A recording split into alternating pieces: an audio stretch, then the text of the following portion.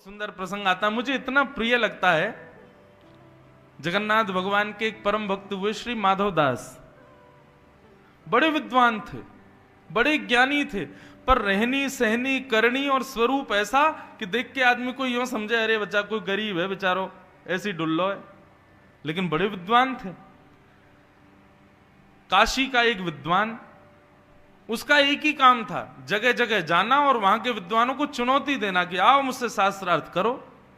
एक बार उसको काशी के किसी विद्वान ने कहा, सुनो तुम सबसे शास्त्रार्थ करते रहते हो, तुम में हिम्मत है तो जगन्नाथपुरी के माधव दास को हरा के दिखाओ। बोले हरा दिया तो?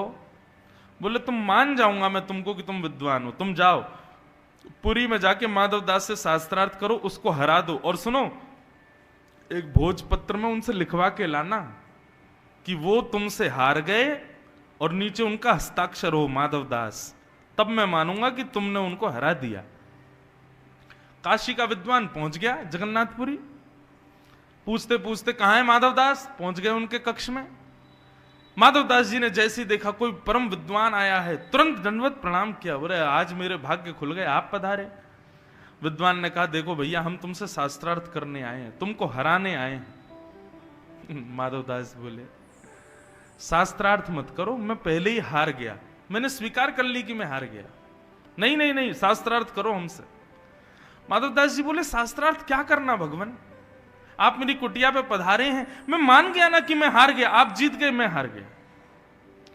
बोले तो फिर इस पे भोजपत्र पे लिखो कि तुम हमसे हार गए हो। हाँ लाइए मैं लिख देता हूं, ये फलाने नाम के व्यक्ति काशी से आज जगन्नाथपुरी आए और इनसे शास्त्रार्थ में मैं हार गया, आज के बाद ये कभी भी जगन्नाथपुरी आएंगे तो इनकी पूरी सेवा की जिम्मेवारी मेरी, नीचे माधव दास, हस्ताक्षर कर दिए, लीजिए भगवान मैं हार गया।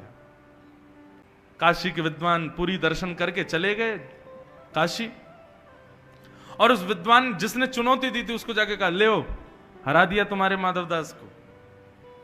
बोले ऐसा हो नहीं सकता। बोले देखो उसने खुद ने लिखा है।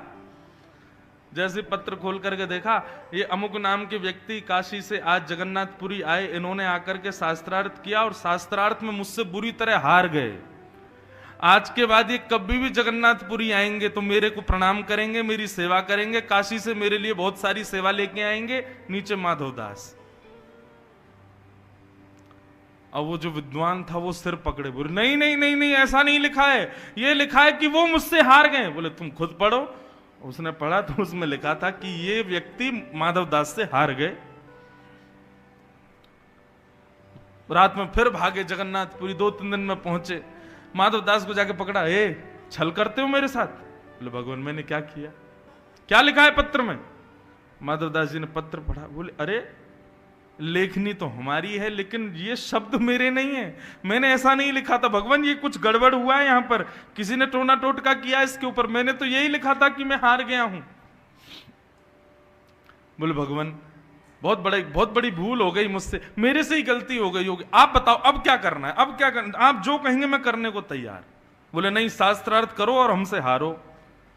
माधव दास जी बोले, क्योंकि माधव दास को पता था कि मुझे हरा नहीं पाएंगे। माधव दास बोले शास्त्रार्थ रहने दो, मैं हारा हुआ स्वयं को, आप जो कहोगे मैं कर लूंगा। बोले तो फिर एक काम करो। बोले क्या? मुंह पे कालीद पोतो, गधे पे बैठो, चप्पलों की माला पहनो और पूरे जगन्नाथपुरी में ढिंडोरा पीट के कहो कि मैं काशी के इस विद्वान से हार गया। माधव दास जी बोले जो आज्ञा, मैं करने को तैयार हूं।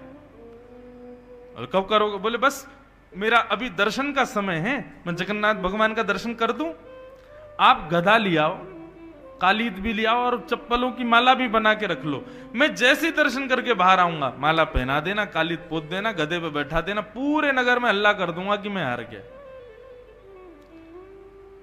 माधव दास जी चले गए मंदिर में और वो जो काशी के विद्वान थे वो चले गए गधा आदि लेने। वो गधा लेके चप्पलों की माला कालीद कटोरा में भर के ले आए, इंतजार कर रहे हैं माधव दास आए तो उसको पोत के बैठाऊं। अब यह माधव दास तो जगन्नाथ जी का दर्शन कर रहे थे, जगन्नाथ जी आज थोड़े क्रोधित बैठे थे। सो एक रूप से तो जगन्नाथ जी वहीं थे, दूसरे रूप से जगन्नाथ जी ने माधवदास जी का रूप धारण किया और माधवदास जी का रूप धारण करके जगन्नाथ जी बाहर आ गए। बाहर आकर के उस विद्वान से बोले कहिए। बोले बैठो गधे पे। बोले सुनो, इसको रहने दो, पहले तुम शास्त्रार्थी कर लो मुझसे, आओ हरा दो हमको, बैठ जाएंगे। वो तुम तो कह रहे थे कि बिना शास्त्रार्थ के हारा। अब ठीक है, मेरा मति बदल गई, दर्शन करने गया ना, तो अब मेरे को आया कि नहीं पहले शास्त्रार्थ कर लेना चाहिए, करो शास्त्रार्थ। अब महाराज जैसे शास्त्रार्थ प्रारंभ हुआ, भगवान से कौन जीते। ऐसा हराया कि महाराज भीड़ इकट्ठी हो गई वहां पर, सब ताली बजाने लगे, माधवदास जी की जय जयकार करने लगे। काशी का ब्राह्मण कहने लगा, बोले भगवान क्षमा कर दो। नहीं क्षमा नहीं, बैठो गधे पे बैठो।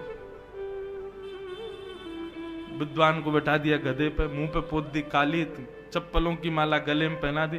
बोले पूरे नगर में हल्ला करके आओ कि मैं माधवदास से हार गया। बोले जो आ गया, पूरे नगर में घूमे, मैं माधवदास से हार गया, मैं माधवदास से हार गया। जनता तो उनको घेर के चलने लगी। माधवदास जी वहां से अंतर ध्यान, ठाकुर जी थे। अब थोड़ी देर में असली माधवदास जी निकल करके आए मंदिर से। वो तो आए, कहां है विद्वान देवता, कहां है, गधा में बैठ जाऊं उस पे, काली पोत दो, माला पहना दो, मैं घूम, कहां है। देखिए तो वो विद्वान खुद ही बैठे घूम रहे हैं, काली पोत के, चप्पल पहन के, मैं हार गया माधवदास से, मैं हार गया माधवदास जी बोले जे क्या हुआ। माधवदास जी दौड़ करके गए, रुदन करने लगे, आंसू पहुंचे। बोले भगवान उतरो जल्दी, ये क्या कर रहे हो आप। अपनी धोती से उनका मुख पहुंचने लगे। भगवान ये आपने क्या किया, थोड़ी देर प्रतीक्षा करते, मैं आ तो गया था।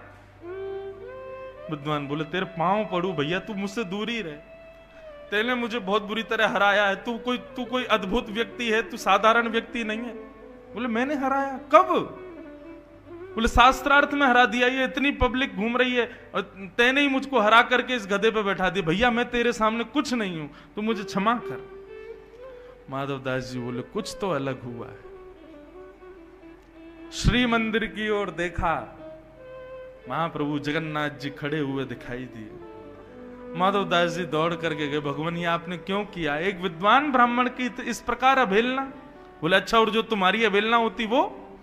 बोले मुझे अवहेलना से कोई कष्ट नहीं है ना भगवान, कोई मेरे को अपमान कर दे, मेरी अवहेलना कर दे, मुझे उससे कोई पीड़ा नहीं, पर उस व्यक्ति ने तो जीवन भर केवल मान ही कमाया और आपने उसकी अवहेलना करवा दी। ठाकुर जी कहते हैं न मे भक्त्या प्रणश्यति, मैं अपने भक्त का पतन नहीं होने देता। माधवदास तुम योग्य हो, फिर भी अपनी योग्यताएं छुपाते हो। तो जब योग्य व्यक्ति मेरा भक्त बन के अपनी योग्यताओं को छुपाता है, तो उसकी योग्यताओं का प्रदर्शन मैं करता हूं, फिर उसको करने की आवश्यकता नहीं है। पर हम कहां भूल करते हैं, हम योग्य हैं इसको बताने में कभी कसर नहीं छोड़ते, अपनी चतुराई को प्रदर्शित करने में कोई कसर नहीं छोड़ते। इसलिए भैया निवेदन है, भोले बने रहो, सरल बने रहो, सहज रहो, ज्यादा चतुर मत बनो।